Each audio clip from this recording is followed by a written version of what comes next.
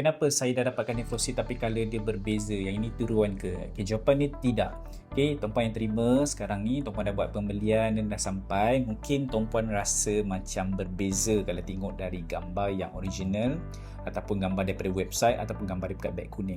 Sebenarnya itu adalah original yang tuan-puan tengok kat tangan saya ni. Yes, colour dia mungkin slightly berbeza dan kita cuba take note benda tu dan kita akan improve pada masa akan datang insya-Allah. Dan tuan-puan jangan risau, ianya masih lagi original dan bahan kita gunakan semua ada dekat sini.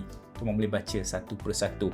Dan for those yang ada masalah buah pinggang ataupun siapa ada masalah bacaan EGFR yang mula rendah, masalah kreatinin, bacaan kreatinin dah mula naik, masalah kencing berbuih, sakit pinggang, right? Dan mana-mana simptom yang boleh related dengan masalah kesihatan buah pinggang, boleh try nefrosin ni. Dan suka saya bagi tahu, kalau tuan-puan risau, tuan-puan boleh PM kita, alright, untuk clarifikan adakah yang tuan-puan dapatkan yang original ataupun yang tiruan. Tapi jika tuan-puan dapat 100% rupa botol yang macam ni sama, tapi mungkin colour slightly berbeza sikit daripada tuan-puan tengok kat gambar, tuan-puan jangan risau sebab ianya masih lagi original.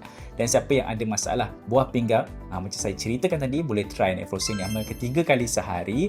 Kita ada sediakan money back guarantee 90 hari, and then kita ada offer COD, and then suggest set yang package yang bersesuaian untuk tuan-puan try. Boleh ambil 3 botol. Siapa yang first time boleh ambil 3 botol, right? Saya nak repeat ke nak lepas nak boleh repeat sebotol ke 2 botol tak kisah, tapi untuk permulaan please try 3 bottles untuk permulaan. Okay, jadi nak dapatkan boleh tekan saja butang ataupun beg kuning yang saya sediakan di bawah.